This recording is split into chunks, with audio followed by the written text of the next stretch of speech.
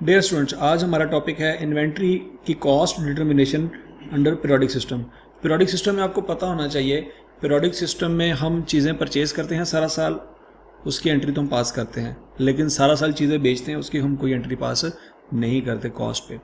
तो साल के एंड में हम क्या करते हैं, फिजिकल स्टॉक टेकिंग करते हैं जी। फिजिकल स्टॉक जाके काउंट कर लेते हैं, काउंटिंग होती है हमारी। काउंटिंग में हमें पता लगता है जी इतने यूनिट्स पड़े हुए हैं, यूनिट्स पड़े हुए हमारे पास 100। अच्छा, हमने निकालनी वैल्यू जो कि आती है रुपीज़ में, तो 100 को हमने मल्टीप्लाई करना है किसी कॉस्ट पर यूनिट के साथ। हमने ये फिजिकल यूनिट वेरीफाई कर लिए होते हैं, हमें चाहिए होती है वो वैल्यू जो हमने अल्टीमेटली अपनी कॉस्ट ऑफ सेल में या लिखनी होती है या स्टेटमेंट ऑफ फाइनेंशियल में लिखनी होती है। तो उसके जो हमें सबसे इंपॉर्टेंट चीज़ चाहिए वो कॉस्ट पर यूनिट चाहिए। पीरियोडिक सिस्टम में याद रखेगा, पीरियोडिक सिस्टम में कोई भी स्टॉक कार्ड नहीं बनता, कोई भी स्टॉक कार्ड नहीं बनता, याद रखिएगा, बहुत इंपॉर्टेंट पॉइंट है। स्टॉक कार्ड नहीं बनता, क्यों नहीं बनता? क्योंकि पीरियोडिक सिस्टम में हमें परचेज और सेल की डेट वाइज इंफॉर्मेशन अवेलेबल कभी नहीं होती।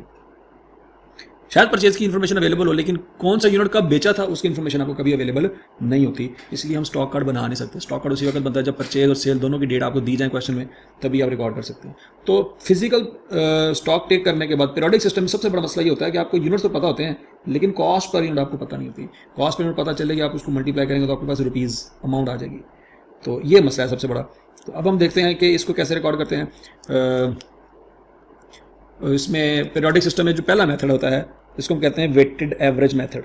वेटेड एवरेज मेथड हमारा जो मेन प्राइमरी फोकस है वो इस वक्त कॉस्ट पर यूनिट निकालना है। तो इस वेटेड एवरेज मेथड में कॉस्ट पर यूनिट निकालने का जो फार्मूला है वो ये है, ओपनिंग स्टॉक रुपीज़, मतलब ओपनिंग स्टॉक की वैल्यू प्लस परचेजेस की वैल्यू। अगर परचेज रिटर्न भी है तो फिर यहाँ पे नेट परचेज आ जाएगी, याद रखिएगा, परचेजेस की वैल्यू, या अगर परचेज और परचेज रिटर्न आपको क्वेश्चन में इकट्ठे दिए जा रहे हैं तो फिर नेट परचेजेस की value divided by opening stock units plus जो यूनिट्स परचेज किए हैं वो, तो अगर तो परचेज रिटर्न भी हुए तो जो भेज दिए वो माइनस कर देंगे, तो नेट परचेज यूनिट। ये आपका फार्मूला है, इससे आपके पास आ जाएगा जी कॉस्ट पर यूनिट। वो कॉस्ट पर यूनिट आप यहाँ पे मल्टीप्लाई कर देंगे तो आपके पास रुपीज़ आ जाएगा। ठीक है जी। तो वेटेड एवरेज मेथड में हमने कॉस्ट पर यूनिट इस फार्मूले से फाइंड करनी होती है। ये फार्मूला बहुत इंपॉर्टेंट है, आपने याद रखना है। अच्छा, समटाइम ऐसा भी हो सकता है कि आपको क्वेश्चन में क्लोजिंग स्टॉक के यूनिट्स काउंट तो किए हों लेकिन आपको क्वेश्चन में ना दिए हों, तो उस सूरत में आपने एक और फार्मूला याद रखना है क्लोजिंग स्टॉक यूनिट्स निकालने का। उसका फार्मूला है ओपनिंग स्टॉक के units plus purchases during the year is equal to sales during the year plus closing stock units. ये फार्मूला आपने अच्छी तरह से याद रखना है। ओपनिंग स्टॉक आपको दिया जाएगा, परचेज आपको दिया जाएगा, सेल दिया जाएगा, तो क्लोजिंग स्टॉक अगर अननोन होगा, क्लोजिंग स्टॉक के कितने यूनिट्स हैं तो आप यहाँ से फाइंड कर सकते हैं। बार बार मैं कह रहा हूँ, ये इक्वेशन जो है ये यूनिट्स की है, इसमें रुपीज़ नहीं लिखने, इसमें आपने अमाउंट नहीं लिखनी, इसमें सिर्फ और सिर्फ यूनिट्स आएंगे। ओपनिंग स्टॉक के यूनिट्स, परचेज का यूनिट, सेल का यूनिट और क्लोजिंग स्टॉक का यूनिट। इन चारों में से अगर कोई एक भी चीज़ अननोन होगी तो इस फार्मूले से हम फाइंड कर सकते हैं। और दूसरी वेटेड एवरेज का तो कॉस्ट पर यूनिट का फार्मूला ये है। फाइफो में आपको कॉस्ट पर यूनिट फाइंड करने की जरूरत नहीं होती, सिर्फ आपने याद रखना होता है कि जो फर्स्ट इन हुए थे वो फर्स्ट आउट हो चुके हैं। तो इसका मतलब है कि क्लोजिंग स्टॉक जो यूनिट आपके पास बचे होंगे, यूनिट्स और फ्रॉम लेटेस्ट परचेजेस, जो क्लोजिंग स्टॉक के यूनिट्स होंगे वो लेटेस्ट परचेज जो आपने की होगी उसमें से बचे होंगे। क्यों? पुरानी परचेजेस जो भी की होंगी वो आपने सेल कर दी होंगी। फॉर एग्जाम्पल हम कह सकते हैं क्लोजिंग स्टॉक यूनिट बचे हुए हैं 100, तो आपने 31 दिसंबर को आपके पास क्लोजिंग स्टॉक यूनिट बचे हुए थे 100, और 25 दिसंबर को आपने परचेज की थी 50 यूनिट की, तो 100 तो 50 में से पड़े होंगे। और 20 दिसंबर को आपने मजीद परचेज की थी 100 यूनिट की, तो 100 यूनिट में से 50 यूनिट तो आपके इधर पड़े होंगे क्लोजिंग स्टॉक में, और बाकी 50 यूनिट आपने सेल कर दिए होंगे। बात समझ आ रही कि नहीं आ रही? 20 दिसंबर को आपने परचेज किया 100 यूनिट, तो लेटेस्ट परचेज वाले 50 यूनिट तो आपके क्लोजिंग स्टॉक में पड़े होंगे। जो उससे पिछली वाली परचेज थी ना 100 यूनिट की, उसमें से 50 पड़े होंगे और 50 आपने सेल कर दिए हैं। तो इस तरीके से हम ये वाले 100 यूनिट की कैलकुलेशन करेंगे कि लेटेस्ट 50 और उससे पिछली वाली परचेज में से 50 यूनिट जो हैं वो हमारे बचे पड़े। तो इस तरह से देखिएगा कि इसमें आपको कॉस्ट पर यूनिट की जरूरत नहीं पड़ती, परचेज की प्राइस पे ही हम इसको रिकॉर्ड कर रहे होते हैं, क्योंकि परचेज जो भी यूनिट आपने परचेज किया होता है उसकी पर यूनिट कॉस्ट आपको दी जाएगी। अब हम करते हैं ये क्वेश्चन, इसको समझने के लिए ये आपके सामने क्वेश्चन है। Ali limited uses the periodic inventory system, वो पीरियोडिक इन्वेंटरी सिस्टम फॉलो करते हैं जी। The beginning inventory of pointers and data pertaining to its purchase and sales during February 2018 are shown below. Opening stock है जी 5 unit पड़े हुए थे आपके पास 28 रुपये के हिसाब से, परचेजेस किए हैं जी 4 फरवरी को, फिर 18 फरवरी को, फिर 27 फरवरी को। 5 यूनिट, 10 यूनिट, 20 यूनिट, 32 रुपये, ₹34 और ₹40 के हिसाब से। क्लोजिंग स्टॉक है आपके पास 1 यूनिट है एज पर फिजिकल काउंट, मैंने आपको बताया था। क्लोजिंग स्टॉक आपको बता दिया जाएगा समटाइम कि भाई फिजिकल काउंट में 8 यूनिट पड़े हुए थे। सेल प्राइस पर यूनिट है ₹60 के हिसाब से। Prepare T accounts under periodic system, T account भी बनाने हैं। Calculate profit under FIFO and weighted average cost method. Okay जी, तो हमने वेटेड एवरेज में आपको पता है कि कॉस्ट पर यूनिट निकालनी पड़ेगी आपको एवरेज, लेकिन FIFO में आपको कॉस्ट पर यूनिट निकालने की जरूरत नहीं होती क्योंकि आपको कॉस्ट पर यूनिट यहाँ पे गिवन होती है, आपने लेटेस्ट परचेज में से एडजस्ट करना होता है। तो बहरहाल जी सबसे पहले हम देखते हैं वेटेड एवरेज अगर हम फॉलो कर रहे हैं, FIFO अगर हम फॉलो कर रहे हैं तो उसमें हम टी अकाउंट पहले बना लेते हैं।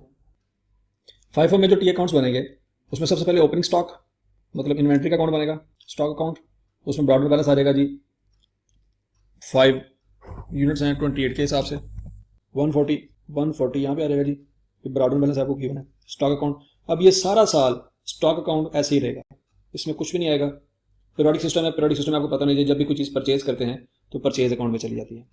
4 फरवरी को परचेज की 5 यूनिट 32 के हिसाब से, 5 32 160, डेफिनेटली कैश पे किया होगा तो क्या था जी 160, कब 4 तारीख को।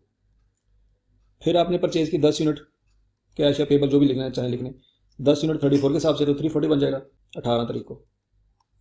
फिर आपने परचेज की 20 तारीख को 40 के हिसाब से 800 बनता है 27 तारीख को, ठीक है। तो ये तो आपने परचेज कर लिए। अब इसमें जो यूनिट आपने सेल किए होंगे वो यूनिट आपने परचेज अकाउंट को क्रेडिट नहीं करना, जो भी आपने यूनिट सेल किए हैं। आपको पता होना चाहिए परपेचुअल सिस्टम में हम cost of good sold account बनाते होते हैं, जिसमें हम जैसे कोई चीज़ बेच रहे होते हैं वो CGS में चला जाता है। यहाँ पे हम जो यूनिट बेच रहे हैं उसके हमें कोई यहाँ पे रिकॉर्ड आपके सामने मौजूद नहीं है कि कौन से यूनिट कब बिके हैं। तो पहले तो हमें ये भी नहीं पता कि यूनिट सेल कितने हुए हैं, बहरहाल उसकी हम कैलकुलेशन कर सकते हैं। मैंने आपको बताया हुआ है फार्मूला, अगर आपको क्वेश्चन में कोई चीज़ मिसिंग हो तो आप ये फार्मूला याद रखना, opening stock plus purchases is equal to sale plus closing stock. ये फार्मूला बहुत इंपॉर्टेंट है, यहाँ से कोई मिसिंग फिगर फाइंड कर सकते हैं। ओपनिंग स्टॉक के 5 यूनिट है, ये यूनिट्स का फार्मूला ये मैंने आपको लिखवाया ऊपर। ओपनिंग स्टॉक के 5 यूनिट है, परचेज कितने किए हैं जी 10 20 और 5 35 यूनिट्स परचेज किए हैं। क्लोजिंग स्टॉक के 8 यूनिट है, तो सेल कितने किए हैं जी वो आप कैलकुलेट कर सकते हैं, 35 प्लस 5 माइनस 8, तो 32 यूनिट्स आपने सेल किए हैं। तो ये आप यहाँ से निकाल सकते हैं। सेल प्राइस उसने बताइए 60 रुपये के हिसाब से, तो यहाँ पे आप सेल अकाउंट बना सकते हैं। 32 यूनिट सेल किए हैं 60 रुपये के हिसाब से, तो 32 इंटू 60 1920, तो 1920 यहाँ पे क्रेडिट हुए होंगे और डेफिनेटली रिसीवेबल या कैश डेबिट हुआ होगा। ओके जी, ये तीनों अकाउंट हमारे बन गए। साल के एंड पे आपने स्टॉक काउंट किया 8 यूनिट बनते हैं। अच्छा, अब आपको पता होना चाहिए कि साल के एंड में हम क्या करते हैं जी, तमाम अकाउंट्स को क्लोज करते हैं और ये ट्रायल बैलेंस में चले जाते हैं, और ट्रायल बैलेंस में जाने के बाद ये SOCI में चले जाते हैं, जिसको हम क्लोजिंग एंट्री कहते हैं। ये 1920 सेल अकाउंट डेबिट हो जाएगा यहाँ से, और SOCI में यहाँ पे सेल अकाउंट रिकॉर्ड हो जाएगा। ये डेबिट हो गया, यहाँ पे क्रेडिट हो जाएगा। ये परचेजेस जितनी की जितने सारी की सारी क्या हो जाएंगी, यहाँ से क्रेडिट हो जाएंगे। 160 प्लस 340 प्लस 800, इसको कर लेते हैं 160 प्लस 340 प्लस 800 1300, 1300 यहाँ से हो जाएगा क्रेडिट और SOCI हो जाएगा डेबिट। यहाँ पे लेस करेंगे जी कॉस्ट ऑफ सेल, जिसमें पहले लिखते हैं जो opening stock plus purchases minus pre stock. तो परचेजेस जो है वो 1300 रुपये की वो यहाँ पे लिखी जाएंगी, ठीक है। ये क्रेडिट हो रहा है और यहाँ पे SOCI में डेबिट हो रहा है।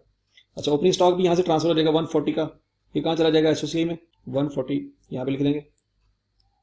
और फिर क्लोजिंग स्टॉक याद रखिएगा आपने काउंट किया होगा। क्लोजिंग स्टॉक की काउंटिंग आपके पास है 8 यूनिट्स की, तो क्लोजिंग स्टॉक की अब आपने वैल्यूएशन करनी है। मेथड कौन सा है, FIFO मेथड के मुताबिक क्लोजिंग स्टॉक के जो 8 यूनिट है वो लेटेस्ट परचेज में से पड़े होंगे। तो लेटेस्ट परचेज हम यहाँ पे देखते हैं, आखिरी परचेज जो आपने की होगी 27 फरवरी को, वो 20 यूनिट की है, तो डेफिनेटली 8 यूनिट 20 में से ही पड़े होंगे, तो इसका मतलब है 40 पे पड़े होंगे। याद रखिएगा फर्स्ट इन FIFO का मतलब क्या है, फर्स्ट इन फर्स्ट आउट। जो पहले यूनिट आया होगा वो पहले सेल हुआ होगा। 32 यूनिट आपने सेल किए हैं, तो 32 सेल कैसे हुए होंगे, पहले 5 ये वाले सेल हुए होंगे, फिर 5 ये वाले सेल हुए होंगे, फिर 10 ये वाले सेल हुए होंगे, फिर इस 20 में से आपने 12 यूनिट सेल किए होंगे, तो तब जाके 32 पूरे हो गए। तो इसका मतलब है जो 8 यूनिट आपके पास बच गए हैं ये लेटेस्ट परचेज में से बच गए हैं। तो 8 को मल्टीप्लाई कर देंगे 40 के साथ, 8 इंटू 40, क्लोजिंग स्टॉक की वैल्यू आ जाएगी 40 इंटू 8 320, तो 320 यहाँ पे माइनस कर देते हैं। 320 यहाँ से याद रखेगा ये SOCI आपकी क्रेडिट हो रही है और आपका स्टॉक अकाउंट डेबिट हो रहा है, ठीक है जी। कितना आता है जी 320, तो 320 से यहाँ पे SOCI में आ जाएगा बैलेंस, और ये क्रेडिट ऑन के तौर पे 320 चला जाएगा अगले साल, ठीक है जी। ये अपने फॉर्मूला अच्छी तरह से याद रखना है। तो यहाँ पे कर लेते हैं जी 140 प्लस 1300 माइनस 320, ये आपकी आ जाएगी कॉस्ट ऑफ सेल 1120, माइनस करेंगे 1920 माइनस 1120 800 आपका बनता है जी ग्रॉस प्रॉफिट। अब देख लें आपके सामने उसने क्या कहा जी, prepare T accounts under periodic system, हमने टी अकाउंट बनाया, calculate profit under FIFO and weighted average cost method. तो FIFO के तहत तो हमने प्रॉफिट निकाल लिया 800, FIFO के तहत हमने कर लिया है। अब हम करते हैं वेटेड एवरेज के तहत। वेटेड एवरेज में भी स्टॉक अकाउंट वैसे का वैसे बनेगा, परचेज अकाउंट भी वैसे का वैसे बनेगा, सेल अकाउंट भी वैसे का वैसे बनेगा और एसओसी भी वैसे की वैसे बनेगी। तो ये स्टॉक अकाउंट 140 बनाने की वैसे ज़रूरत नहीं है, सिर्फ इसमें जो चीज़ आएगी सिर्फ क्लोजिंग स्टॉक की चेंज आएगी। तो मैं आपको यहाँ पे सिर्फ एसोसी की बता रहा था फिगर। इसमें ये वाली फिगर सेम है 1920 वाली, लेस कॉस्ट ऑफ सेल, इसमें ओपनिंग स्टॉक आ जाएगा, उसमें परचेज आ जाएगी और क्लोजिंग स्टॉक आ जाएगा। अच्छा, ओपनिंग स्टॉक भी सेम ही है, जैसे यहाँ पे लिखा हुआ 140 ब्रॉड डाउन 140, मेरे सारे का सारा जो ब्रॉड डाउन स्टॉक है ये एसोसी में चला जाएगा यहाँ पे। और परचेजेस जितनी भी पड़ी हुई थी यहाँ पे आपके पास 160 340 800 वाली, वो सारी की सारी परचेज यहाँ पे आ जाएगी 160 340 800 वाली, और वो सारी की सारी 1300 की एसओसी में ट्रांसफर हो जाएंगी, यहाँ से निकलेंगी और एसओसी में लिखी जाएंगी 1300 की। ठीक हो गया जी। और सेल 1920 की पड़ी है क्रेडिट, और यहाँ से निकलेगी और एसओसी में रिकॉर्ड होगी, ये वाली परचेज भी होगी, स्टॉक भी चला गया। अच्छा, अब मसला रह गया क्लोजिंग स्टॉक का। क्लोजिंग स्टॉक की मैंने आपको बताया है वेटेड एवरेज में आपने क्लोजिंग स्टॉक के यूनिट्स उसने आपको बताया मैं 8 है, लेकिन क्लोजिंग स्टॉक के यूनिट्स निकालने के लिए की वैल्यू निकालने के लिए आपको पहले कॉस्ट पर यूनिट निकालनी पड़ेगी। तो कॉस्ट पर यूनिट मैंने आपको फार्मूला बताया हुआ है, opening stock in rupees plus purchases in rupees divided by opening stock units plus purchases units. तो ओपनिंग स्टॉक इन रुपीज का मतलब है 28,005 करेंगे प्लस जितनी परचेज की हैं 32,005 34,010 plus 40,020 divided by 5 unit opening stock के हैं, 5 10 और 20 20 और 10 30 और 35 यूनिट आपके क्या कहते हैं परचेजेस के हैं।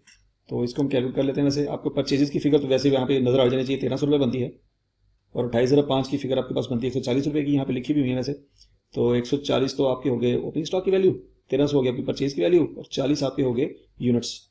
तो 1300 जमा 140 डिवाइडेड बाय 40 36।